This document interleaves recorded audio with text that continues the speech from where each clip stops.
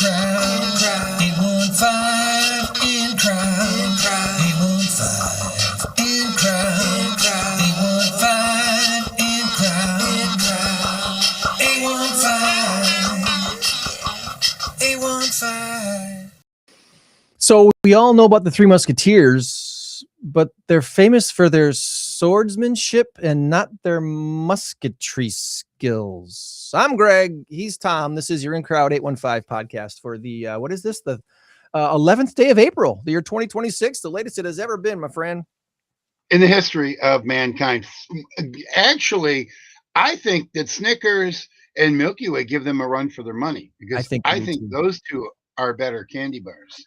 But my favorite candy bar of all was Baby Ruth. Wait, we weren't talking about candy bars, were we? We can. Yeah. We absolutely can. Oh, okay. I'd rather talk about candy bars. And the movie was pretty good too. So I don't have one right currently in front of me. But okay, so what is musketry skills? You know, like using a musket? Yeah, okay. You pack it full of powder and the shot and everything. Yeah. They're the three musketeers. They're not the three swordsmanteers or whatever. Okay. There you go. All right. I'm just stumped. That's all. We've got a good show for you. And the person still sleeping maybe next to you, give him a little nudge and say, Greg and Tom are talking. We're going to be chatting with Joel Ross, the artistic director of the Nielsen Chorale here in the 815. Looking forward to chatting with him. First, though, let's take care of a little bit of business.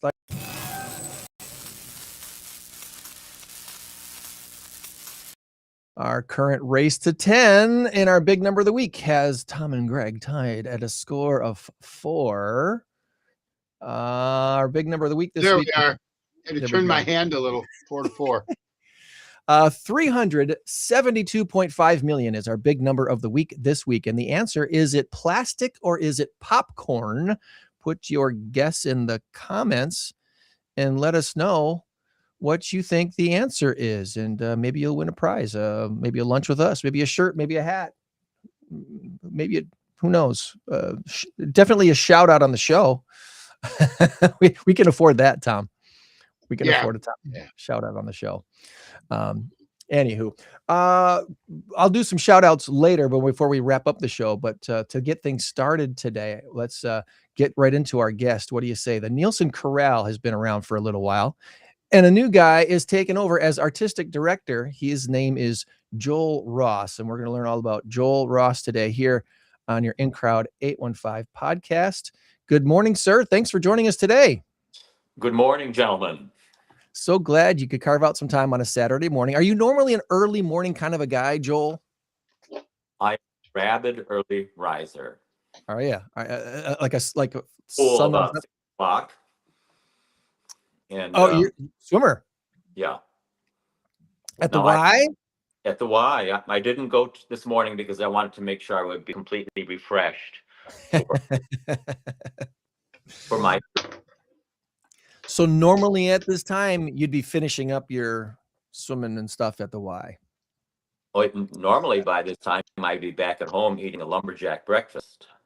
Ah, there we go. There we go. So what's your favorite breakfast? We're going to go there. What's your favorite breakfast in the morning? Well, I rotate. It's sometimes it's cold cereal, sometimes oatmeal, sometimes eggs and bacon, but always fruit. Okay. Bread. And whole grain toast. All right, good deal. Figure, guys. That just sounds so healthy. Come on now. You got to throw some Nutella on your pancakes or something. No Pop-Tarts, no Captain Crunch. No. Oh, come on. Captain Crunch is the best cereal ever. Once upon a time, that Captain Crunch, man, that was a favorite. That's for sure. But, well, let's learn about you, Joel.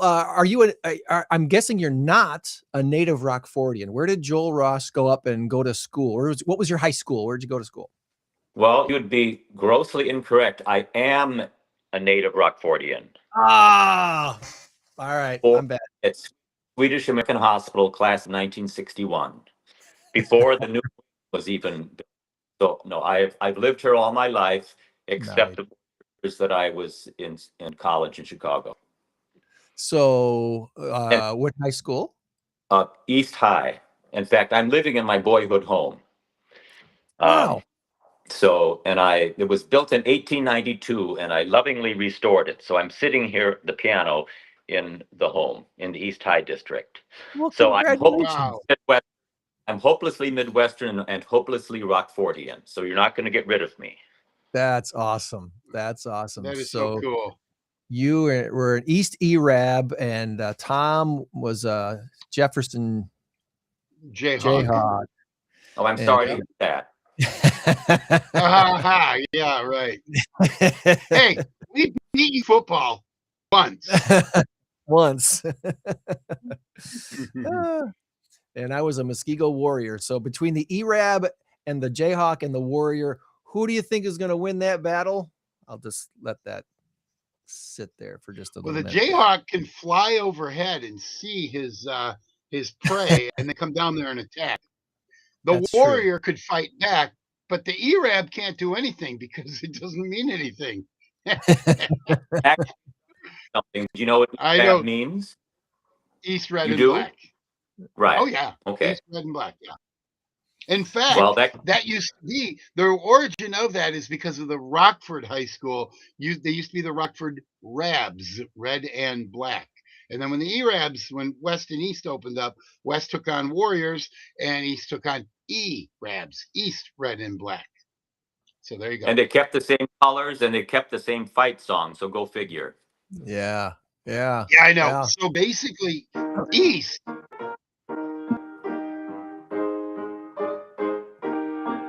Very good.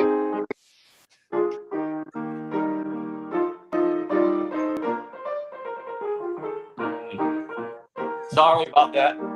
Somebody singing along. We enjoy it. That is awesome. You said we had to fill 30 minutes, so I'm doing my part. I just hope YouTube doesn't say you can't use that song, so we're gonna block you. That's okay. Well, we'll see. We haven't done. I want to hear a Fifth of Beethoven, Walter Murphy style. That's what I want.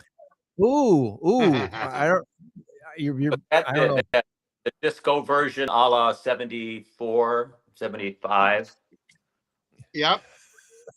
Yep. Oh, it's good stuff. That's a fun one.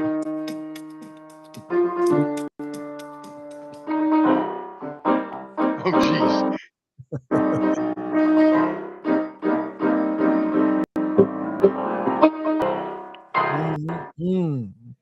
Nicely done. Good. That's good stuff. Nicely done. Nicely done. So Joel, you said you went off to college at Chicago. What was your college experience like? I went to North Park University in Chicago, North Side of Chicago.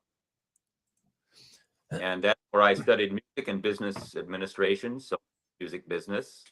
My day gig is I co-own Randy's Music on Morsay Drive. That's a purveyor of fine musical instruments, mostly pianos, keyboards, digitals, and a great selection of guitars, amps, and such. Nice. Yeah.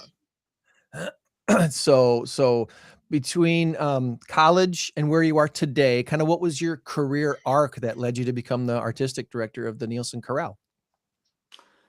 Well, at my heart, I'm a musician and I'm also an educator. So my mother always said that I sang before I talked. I'm not sure. I was there, but I can't honestly remember. So we had a very musical family. And so it was pretty much inevitable that it would be part of my life. And it has been, whether it's been in the retail music scene or as an educator or as a pianist. I'm the principal pianist with the Rockford Symphony. I also play with the Elgin Symphony.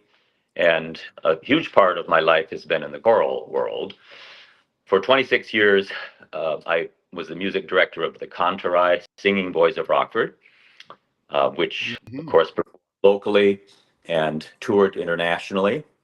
And was a great experience, great camaraderie, teaching kids great musical skills and making wonderful friendships along the way and building their character. So I retired from that in 2014, and I had about a 10-year hiatus. And when Marty Bine decided to retire from the Nielsen Chorale, there was a search committee that was formed, and I threw my hat in the ring, and there were other applicants as well, and we all went through the same interview and audition process, if you will. Rock, paper, scissors, just like they normally do. Absolutely. And they wanted me, so that's awesome. In the words of Sally Field, "You like me, you really like me." That's right. So that does feel good. That does feel good. So, so you've been around Rockford long enough to know a lot of the musical groups that have existed over the years and different things and different choruses and the symphony and the concert bands and community bands and stuff like that. Has there been any other like concert or community band type stuff that you've done over the years that you kind of like to talk about or mention? Well, in addition to the symphony, I've also performed a lot with the Mendelssohn Performing Arts Center. Okay. And another thing that I have kind of carved out a parallel career path is I'm also a jazz pianist. So Nice. I've appeared with a lot of the really great jazz musicians in town. And Dorothy Page Turner, vocalist, and I have done lots of collaborating over, close to 40 years now. Yeah. I know I'm older than I look. Yeah, you got that. You got the good genes, right? Good genes. I know exactly how old you are because I was born in '62 at Swedish American Hospital. So you're a year older than me, or give or take. Yeah. Nice. So the Nielsen Chorale, I want to put up your website here on the screen so everybody can take a look at that and share this on the chat today. If you're following along with us on, let me get this copied. Boom, there we go.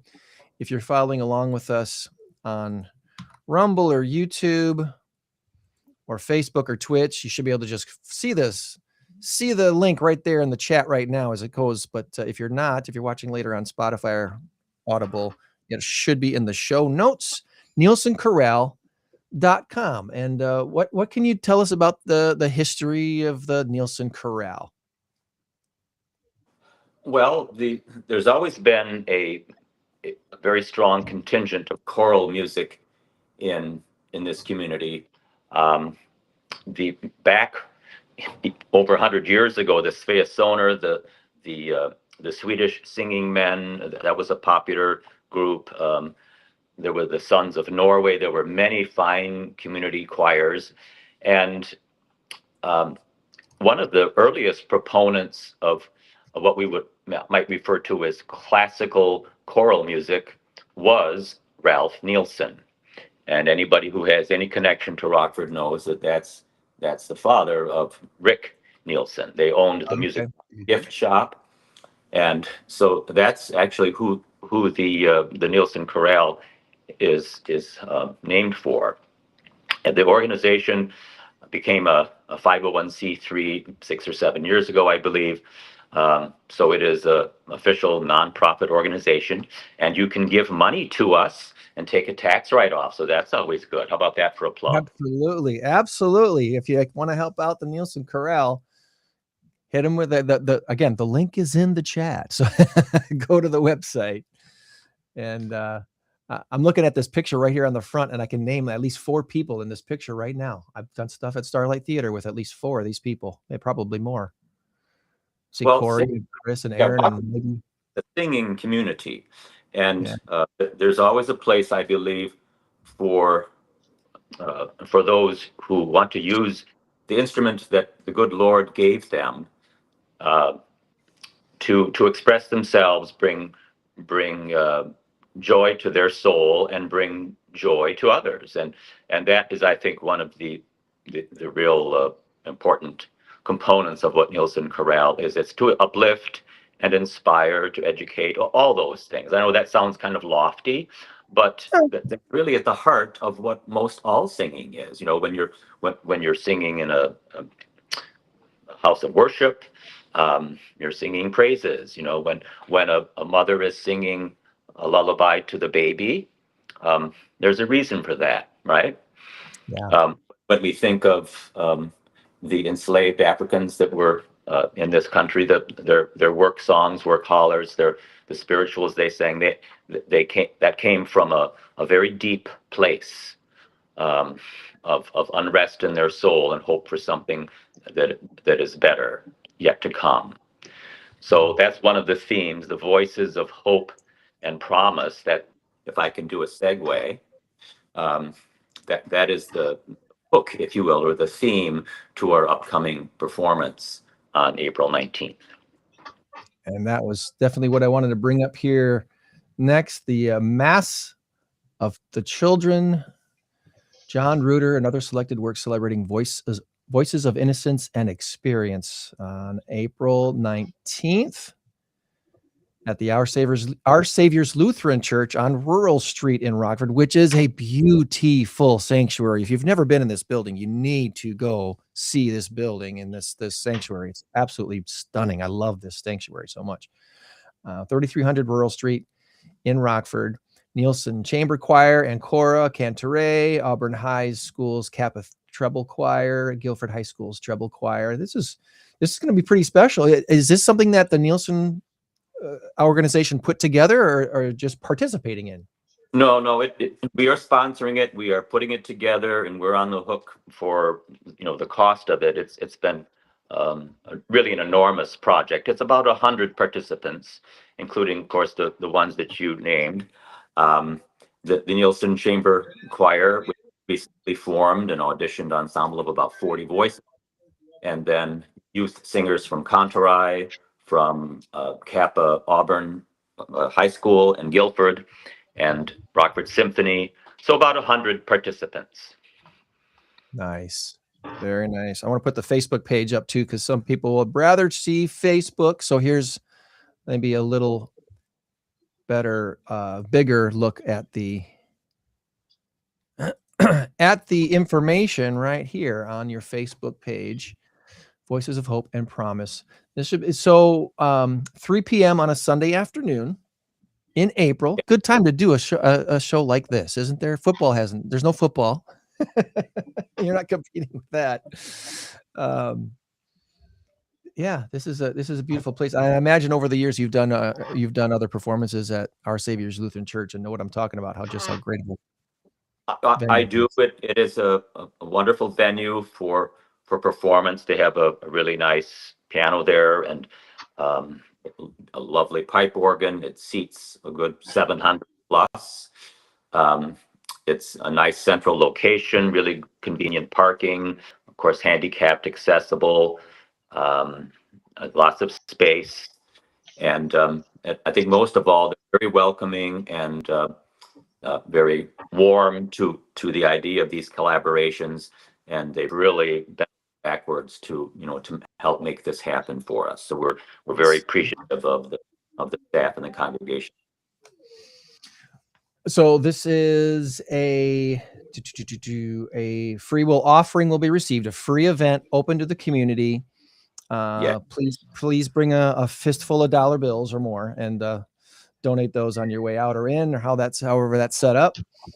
And even better, if you can go to nielsenchorale.com and donate directly right there before you even go to the concert, that would be really nice. Donate there. And there's also a QR code in the program for those who want to donate that way. So, and it's important for me to note that a good portion of this will also benefit the youth ensemble that are participating. Nice. Okay. Joel, I have a question that's kind of unrelated, sort of. I mean, it's related, but at what point in your life did you realize that, hey, I'm a pretty good pianist?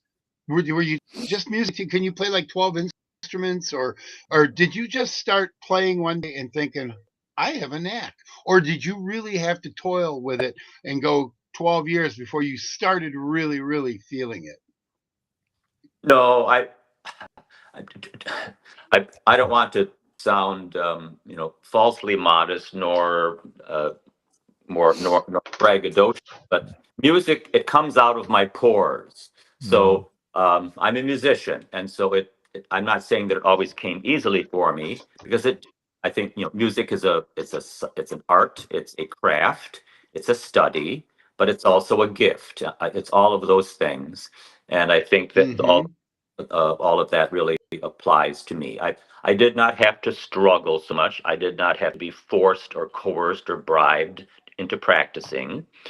And it was a way that I could express myself. Some people journal, some people write poetry, some people are great with their hands, and they have just astonishing carpentry or woodworking or crafting skills. We all are different in the gifts we have been given and the skills and that's just one that I am fortunate to possess. And rather than keep it all to myself, I've stayed in town and tried to share it with others, and especially with young people, mentor them so they can find their gift and they can share that with others. So I think that's another thing I really tried to do, is pay it forward. My parents made sacrifices for the three of us children, to all have music lessons, and they never complained about the cost, and they never had to berate us for not practicing. So I'm grateful for that. And one of the really cool things about singing is that it's devoid of all electronics. Right. We have people from all walks of life, judges and doctors and nurses and chemists and music educators and teachers and you name it, engineers, and they're all up there on the risers. Even lowly realtors. Yes, and they're pulling the wagon together, so to speak. That's a great answer. It reminds me of, okay, to give you kind of a sports analogy, there are athletes, I watch a lot of sports, who are just naturally gifted. They could go a week or two without even practicing and come in and hit the game-winning home run, or throw the game-winning touchdown, whatever. I mean, that's what you have. You have a gift. And you know what? It ain't bragging if you done it.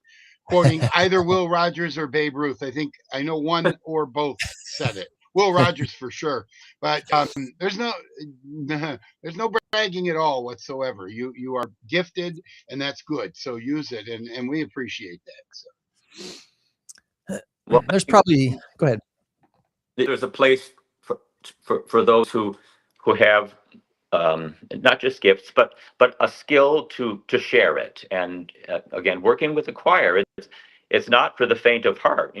Especially when you have adults, they certainly have opinions, and they might have thought we should do it this way because that's how I did it when I went to college, or or sometimes we have folks that think, well, I was a first soprano when I studied at the Sherwood Music School in 1973, but now she's 80 years old. She's really not a first soprano anymore, but that in her mind, that's still, so it's our voice is our instrument, and it's not just part of us, it is who we are.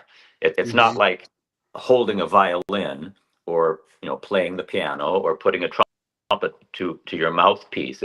That is, in the truest sense, an instrument, mechanical instrument, if you will, but the human voice is the only instrument that God, our creator, makes. Yeah. What I'll just add to what I was going to say. You're correct. You're exactly correct about, you have to put in the work. Even if you are a gifted musician, a lot of good gifts go by the wayside because somebody won't practice. They think they're good enough. They think they're better than everyone else. And then all of a sudden, the person who works harder passes them up. And you clearly have not done that. You have put in the work. You have used your gift to it. So anyway, but the other thing is, like myself, I have a couple of gifts. Not music, and I work fairly hard at it, so I understand how the process works. But then there are so many other things I want to do. I want so badly to play the piano, but I cannot seem to put the time in, and that's a me issue. That's not an issue of, well, if you just organize your time better. No, it's a me issue. It's a brain issue. It's something I'm like, maybe I don't want it as badly as I thought. I would love to Right. just sit down at the piano and be able to do it. I love the piano. It is my absolute bar none favorite instrument. And I have a Roland piano. It's a very nice piano and I love it. And I tinker around on it quite a bit. I'll never get past Mary Had a Little Lamb and a few others. I can do the beginning to the Pink Panther. That's my claim to fame. Oh, I can also say my ABCs backwards. That's my other gift. That's his other life. claim to fame. Right, That's my gift in life. I taught my grandsons how to do it. Well, we all have to be good anyway. That's right. That's I'm right. Drinking coffee too. Well, for those here in the 815 area, to be involved in the Nielsen Chorale, you don't necessarily have to live in Rockford, I would assume, but do you have some folks that drive a fair amount of distance to be a part of what you guys do? Yes, we do. It's some of the collar community of Belvedere and Stillman Valley and Byron and Freeport, Rockton, Roscoe. So it is a bit of a commitment, and the rehearsals are usually Monday evening for a couple hours. And it's interesting to note that we have at present 3 different tiers, if you will. There's the larger ensemble, which is 80 or so voices. Then the Nielsen Chamber Chorus, chamber choir is about 40 voices. And then the Ancora ensemble is a more select group of 12. And they represent the organization out in the community, sometimes with run-out concerts, and they will also be featured in a special way at this upcoming concert on the 19th also, including a lovely arrangement of Billy Joel's Lullaby and Frank Lace, The More I Cannot Wish You, which is from the musical Guys and Dolls. I think it's important that your listeners have a little bit of an understanding of what the theme of the program is. One of my original titles, working titles of the program was Teach Me Your Song. And at first blush, that would imply that adults are going to teach children, the path in which they should go. And yes, there is an element of that. But I think if we're honest with ourselves, we will admit that children can teach adults too. Mm. And I believe that's one of the strongest, most powerful lessons that I learned when teaching the boy choir. Is, in the first year or so, I maybe had this thought that I'm going to teach these guys some things. And I would have to say that they taught me more than I taught them. Yeah. I love that you said that. I love that. I've always said true humility is learning from a child.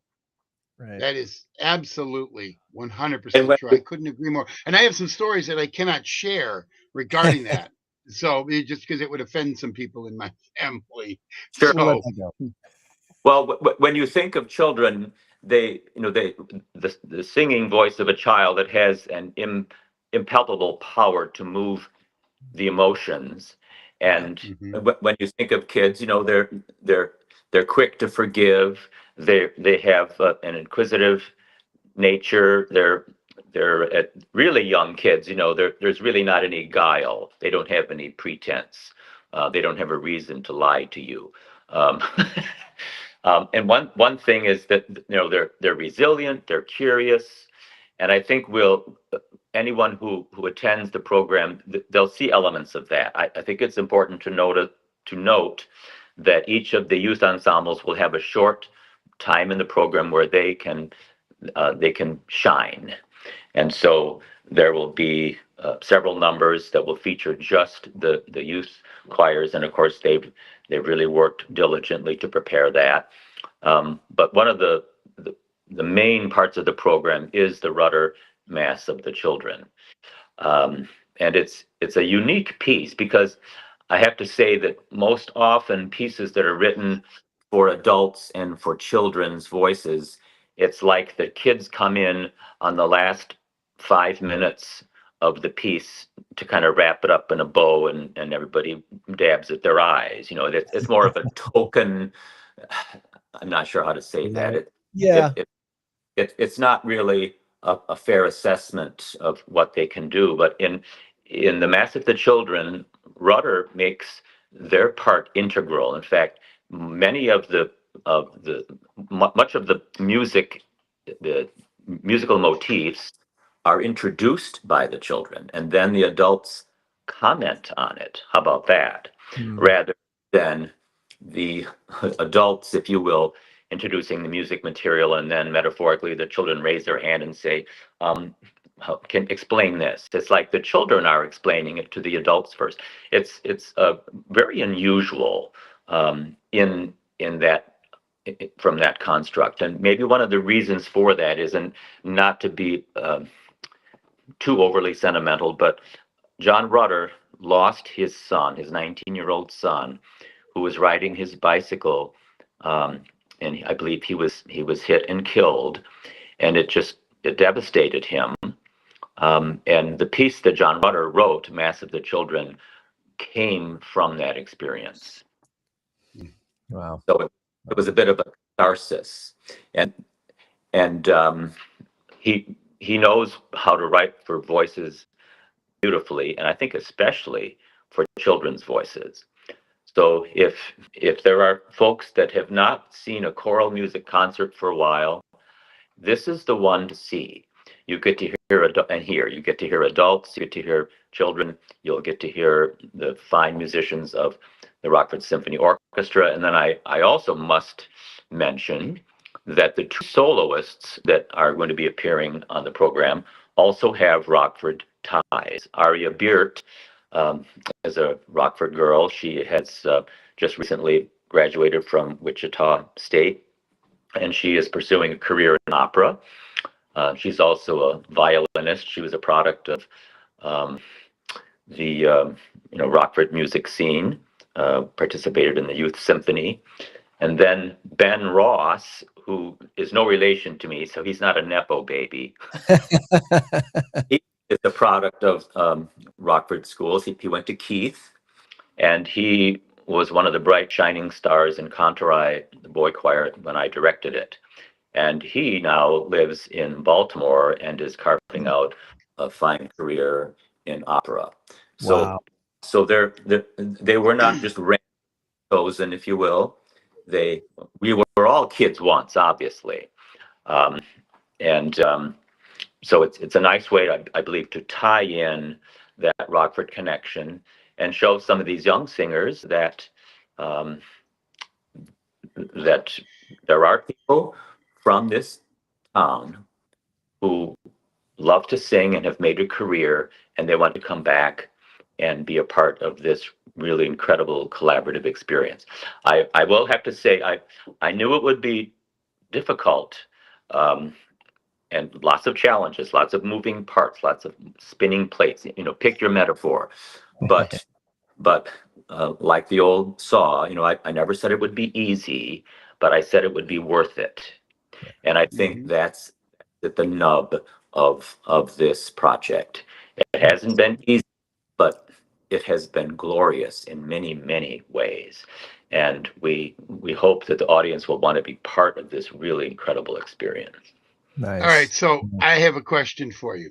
You mentioned Aria Beert. Yeah. First of all, Aria, for an opera singer, that's just a natural, right? Yeah. Did she do any solos? And the other question is the last name Beert, spelled Beert or DT? Yeah. Because my music teacher at Rock Valley College was Michael Beert, and I'm just wondering if there's any relation there.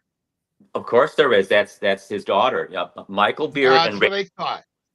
Yeah, Michael Beert is the principal symphony. Ray Handelin is the associate concertmaster, and their daughter are, like you said, very, very well chosen name. Yeah, absolutely. That's what struck me. And I got to just say about Michael Beert, what a wonderful guy and a great teacher. I had him for music class at Rock Valley. It was one of those where you have to take an elective, and I chose music because I love music. And he was such a wonderful guy, so easy to talk to, and he knew his stuff. And he was the one that taught me about the word timbre, spelled Timbre. And it's not timber, it's timbre. And I hear people say, "Oh, it's got nice timbre." No, it drives me nuts. It drives me nuts. He won't remember me if I were to meet him at a, in a mall or something, but I definitely remember him. So you can tell him you had a podcast with somebody who absolutely loves the guy. He's wonderful. So scrolling through some of these sponsors here for you, Joel, just to thank those who have supported the Nielsen Chorale for this season. What a great list of people and organizations that are helping you get things going for the 25-26 season here. And for those who want to donate, again, there is a link to make a tax-deductible donation, as Nielsen Chorale is a non-for-profit. Are there any specific volunteer opportunities for people who maybe, you know what, they might raise their hand and say, I can't sing, but I love music and I love what this organization is doing. Is there something that they could plug into and help volunteer to help your organization? Yes, there are always needs for, like, for instance, publicity, social media plugs, come and take some video of a rehearsal, help us promote that way. There are also important slots on the board that really need to be filled. Clearly, I'm the guy that stands up in front and waves my hands in the air, but there are many important duties and roles behind the scenes that must be filled in order for the ship to remain upright and steer the correct direction. And not only that, but even things like working with the concert program, typesetting and formatting, that kind of thing, schlepping risers for the performances, ushering and ticket taking, that type of thing. Yes, there are always things that people can assist in, and we're always appreciative of it. Chorales need roadies too, Tom. Chorales need roadies too. Okay, sounds good. I know how to plug stuff in. That's right. That's right. I was actually thinking I'd be a groupie instead. I don't know. Well, before we wrap things up with you, Joel, and do a little trivia with Tom, is there anything we did not ask you about this morning that you were really hoping that we would, and mention about the Nielsen Chorale, or anything else that's on your top of your mind today? No, I think we've covered it. We want to make sure that everyone knows that you are all welcome. It is a free concert open to the public. There is a free will offering because, to put it mildly, when you hire professional musicians, that's what professional means.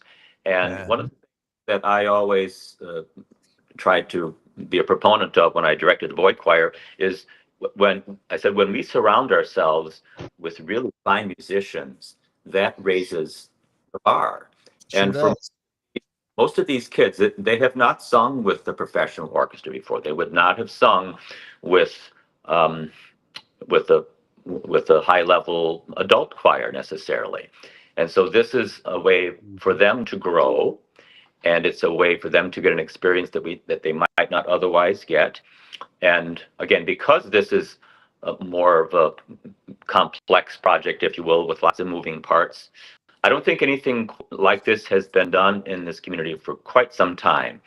I do have to mention that this piece, The Rudder Mass of the Children, was programmed for, I think, April or May of 2020, and I think you know where I'm going with that. But it was completely scuttled. So this was a project that my predecessor, Marty Bine, wanted to put on, and unfortunately, it didn't happen. So I think this is also a nod to fulfilling her vision that was not able, to come to fruition. It's still a wonderful project, and I wanted to see it done. And of course, the rest of the program might take a little different direction than what she might have done, because I'm a different person, and that's how artistic direction works. Yeah. I've always said, I'm not her replacement, because no one's going to replace her, but I'm her successor, and I'm going to have a little different vision than she might have.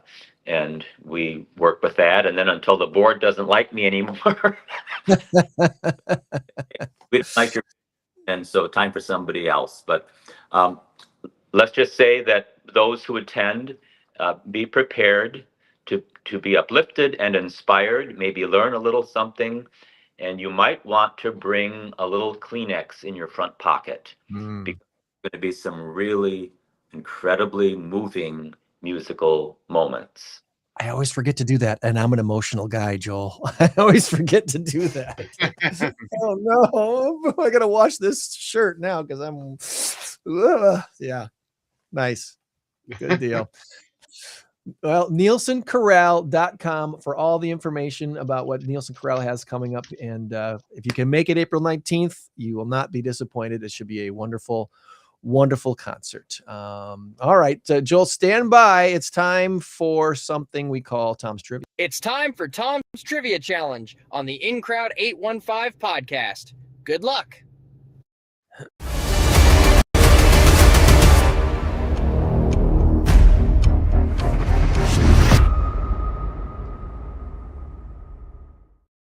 All right, let's put Tom center square here and see if he's got center some square. Tough questions. There we go. I am. It's you and me working together, Joel. We're a team today. We're not battling this out unless you want to. That's up to you. But that's I just want to get 4 or more. That's my goal. All right, Joel. Just so you know, these questions are. Sorry, Greg. These are designed not to make you walk. My guy, stupid. No, it's not. It's not like that at all. They're fairly simple, general knowledge stuff. Between the two of you, you should have no problem with them. All right, here we go. Mount Everest. Sir Edmund Hillary, along with Tenzing Norgay, were the first documented people to reach the top of Mount Everest. In which year did they achieve this feat? Was it 1923 or 1953? Once again, Sir Hillary, Tenzing Norgay, first documented people to reach the top of Mount Everest. In what year did they achieve this feat? 1923 or 1953? I did not hear what you said. Well, I thought it was 1923. If he hadn't give us the options, I would have guessed 1933. So I think 23 is a good one to go with. So I'm feeling good with 23. I think 1953 is the best option here. Oh no. Strike one. Oh, that's terrible. All right. We're not off to a good start. That's right. You'll go 6-0 the rest of the week. All right. When the Incredible Hulk was first introduced in 1962, which color was it? Was it purple or gray? I'm out on this one. I'm sorry. I'm pretty sure it was gray. I'm feeling gray. Please be gray. Yeah, gray.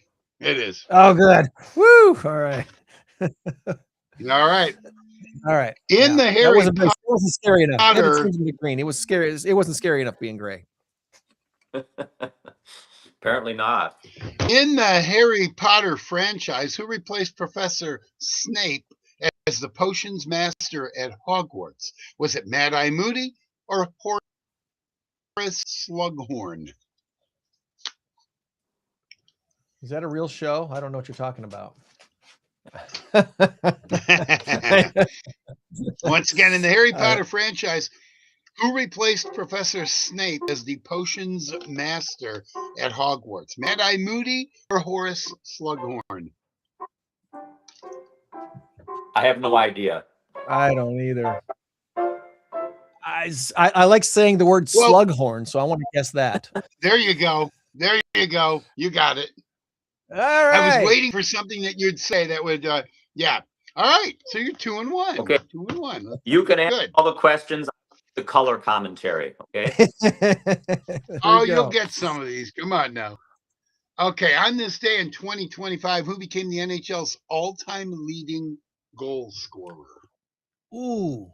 Last year about this time. Ooh.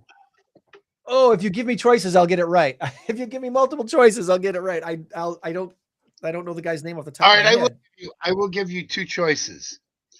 Alexander Ovechkin or Sidney Crosby? See, Wayne Gretzky was in attendance when Ovechkin broke his record. Alexander Ovechkin. There you go. Yes. Alexander Ovechkin. All right. Crosby's good, but he's not. Basketball. Hey guys, remember I told you everybody has to be good at something?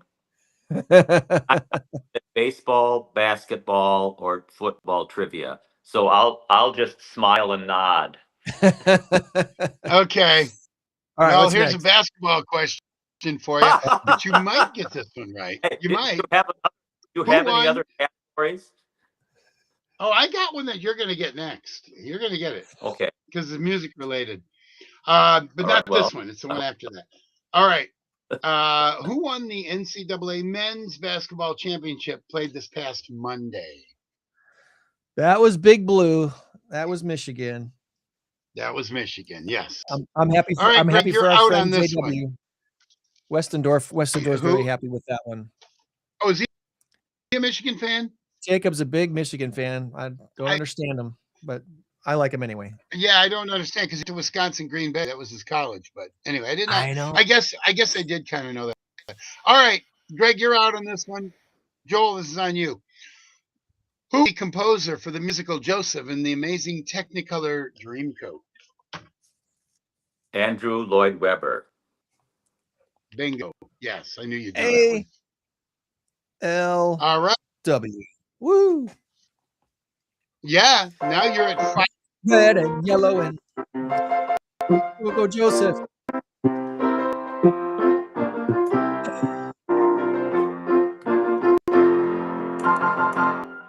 Go. All right. I love it. I love it. All right, final question for either of you. Okay, it's local trivia, and of course it has to do with our very own Cheap Trick. What was the name of Rock's very own Cheap Trick before they settled on Cheap Trick? You can give me any one of 2 or 3 that counts. So any one of 2 or 3 names. Ooh, that's a good question. You mean the name of the band or band? Name of the band. What is the band? The name of the band. Now, keep in mind, it may have been an early incarnation of the band before, say, Robin Zander or Bunny Carlo. It could have been either. There are like 3 of them that I could come up with.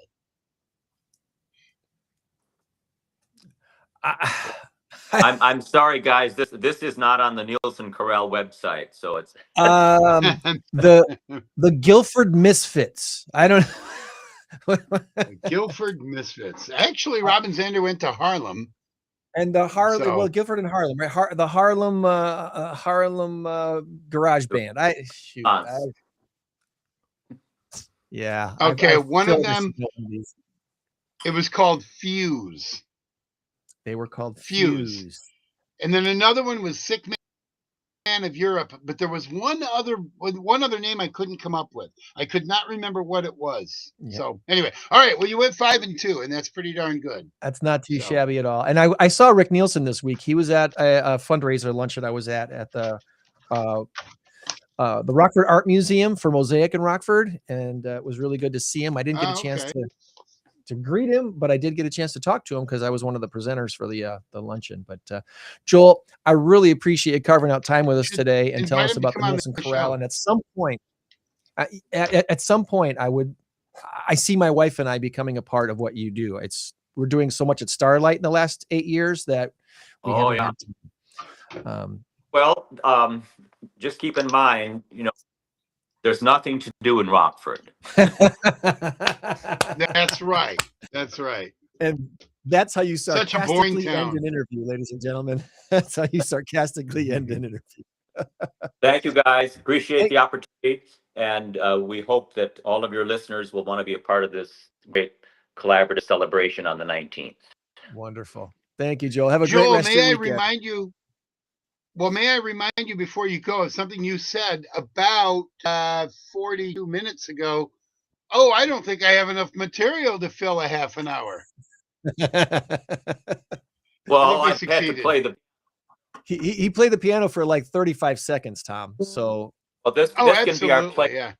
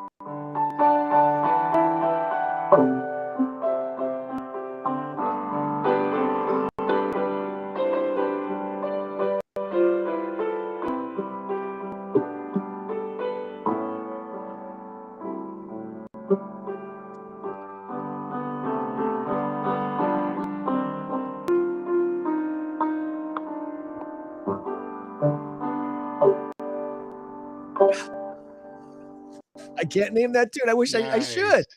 Is that from Phantom? I should be able to as well. Good Night, My Angel, Billy Joel.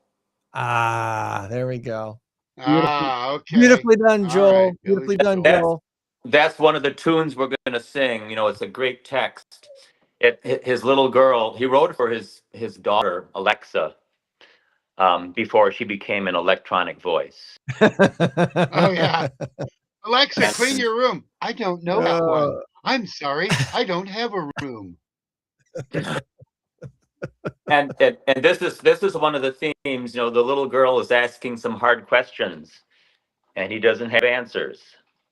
That's one of the things that, you know, kids, and I don't have children, but I can say that I have been a part of many children's lives. Hundreds of children, yes. Yeah, sometimes, you know, they'll ask questions we don't have answers to. So, you know, we don't always have all the answers. And that's another lesson that children teach us. So, on that touching note, shall we say goodbye? Adieu, my friend. Adieu. All Have right. a great rest of your weekend. Thank you, gentlemen. And Thank we'll you. hope to talk soon. All right. Bye-bye now.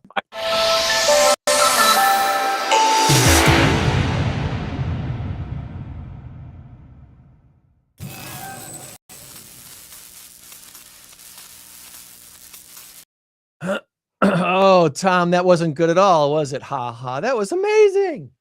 No, not at all. That was really good. I love the piano playing. That was great. Was good. 4-4, our current score in our race to 10, and our big number of the week this week is 372.5 million. I'm regretting what I sent you. I think I should have went with the other. If you want to change your answer, this is your last chance. This is your last chance. No, it wouldn't be fair. It wouldn't be fair. I'm fully prepared to lose this one today. It's only fair that if I lose it, I lose it properly. You said that, and I got to change the score there.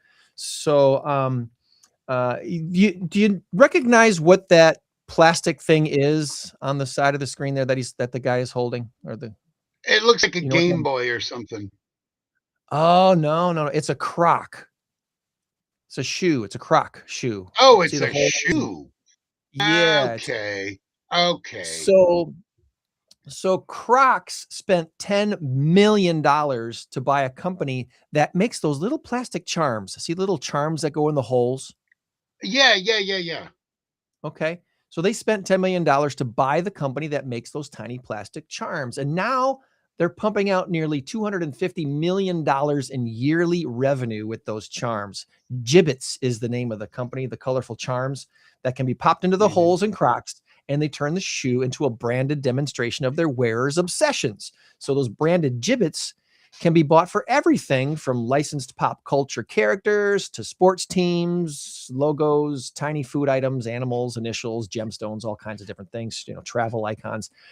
Crocs bought the business Gibbets in 2006 for $10 million in cash, and they're generally sold in multi-packs at like Foot Lockers and stuff like that for anywhere from $3 to $5 each. And about 3 out of every 4 Crocs buyers end up buying some sort of gibbets to make their clogs their own, according to CNBC. So yes, Greg's going to get the point this week. Super Mario Galaxy is the movie that is all the rage right now. I haven't seen it yet. Have you taken the grandkids to see Super Mario Galaxy? Oh, the last time we went to go see Mario Brothers movie, it was about a year ago, year and a half. We went up to the Beloit Theater, which I highly recommend. The Beloit Theaters are amazing. Absolutely. I don't know what it is. It's not been diagnosed with anything like that, but I think I have a little bit of PTSD. And I don't mean to laugh to say that. It just sounds weird. I was not in the military. I wasn't a cop or anything like that, but I had a pretty traumatic childhood in many, many ways. So I don't like loud noises. I don't like sudden movements. I don't like crashes. I just don't. We were at the theater. Fortunately, I brought my headsets. And I had to lay on my side and plug my ears with my headsets. And I fell asleep. I essentially passed out. And then the end of the movie came. It was so loud. Lots of crashes. All the stuff that appeals to little 8-year-old, 10-year-olds. And it was the weirdest thing. My wife had to tap me on the foot and go, hey, the movie's over. I'm like, what did I miss? I missed half the movie. So Super Mario Galaxy. The new Mario movie cleared $372.5 million globally over its long weekend opening. The special power-up, though, was the Yoshi popcorn bucket, which you see on the screen now. That pushed Mario Galaxy into the second best merchandising program ever for AMC. They're selling these Yoshi buckets. And, so many people get popcorn at the movies. And if you can get yourself a special bucket, why wouldn't you get that special bucket if it wasn't too awful expensive? And I don't know what they're charging for it, but it pushed them over the hump as far as movies.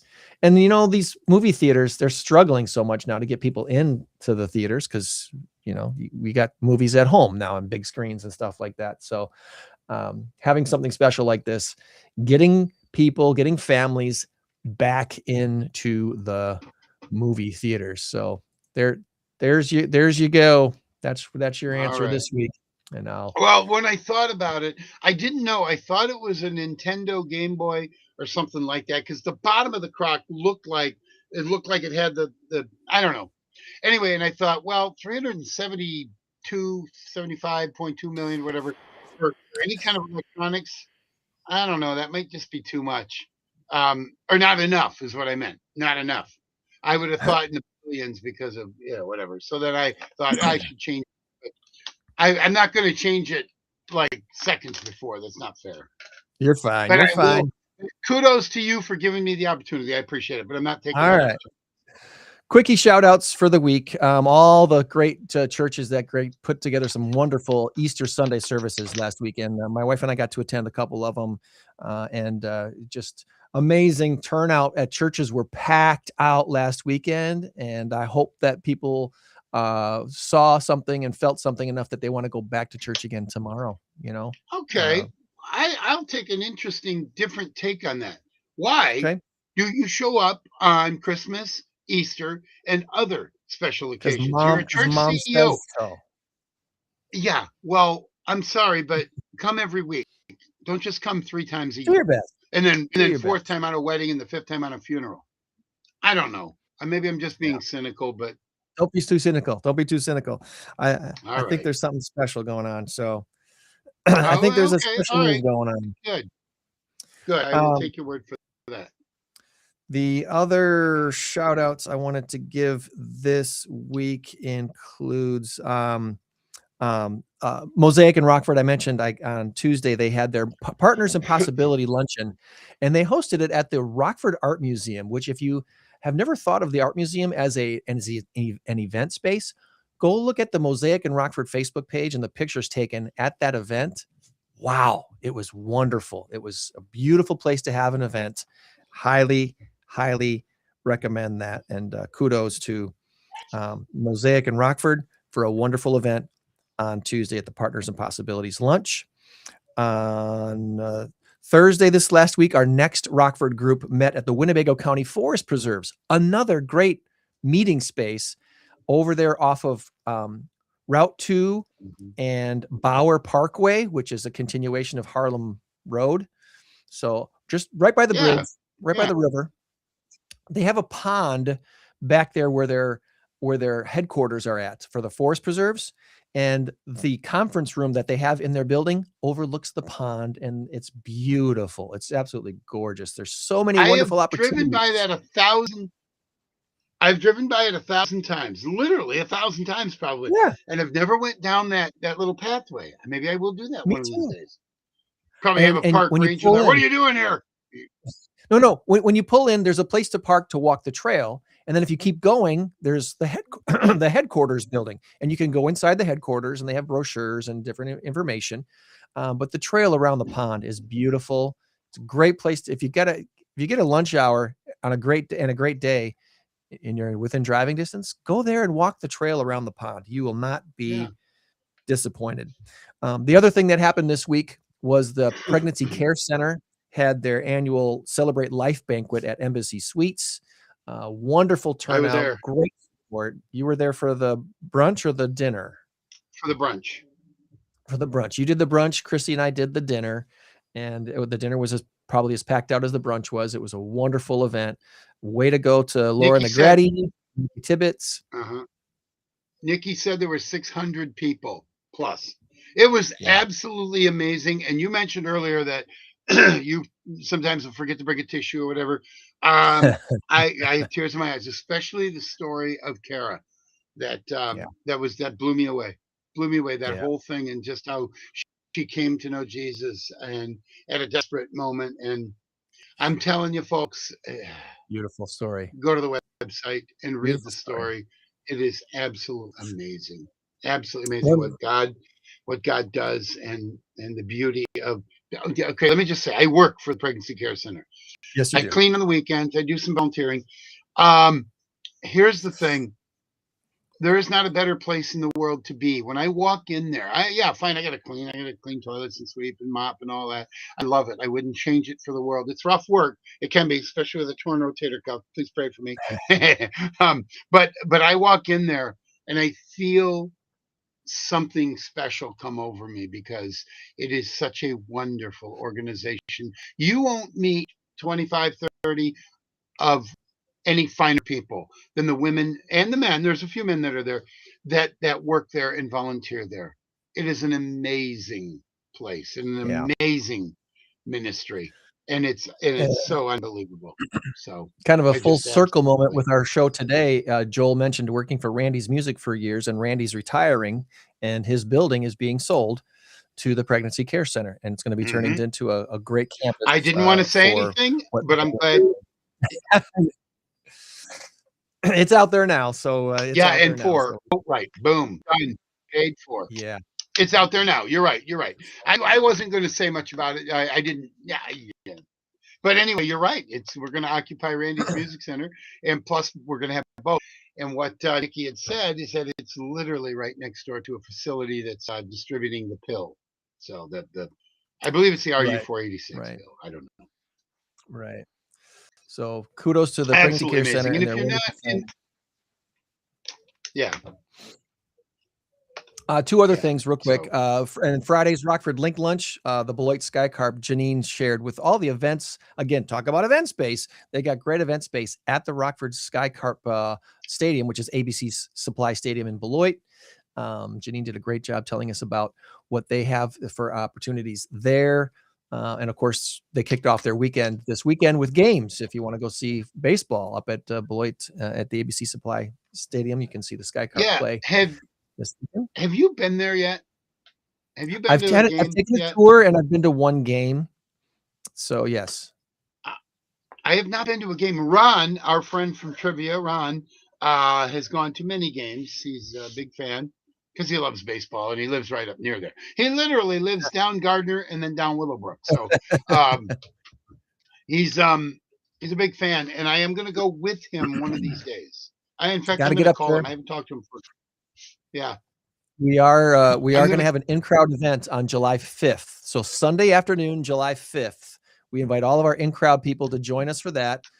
Yours truly will be singing the national anthem and the 7th inning stretch song. So I will be there, and I'll make sure Ron and Lori are there as well.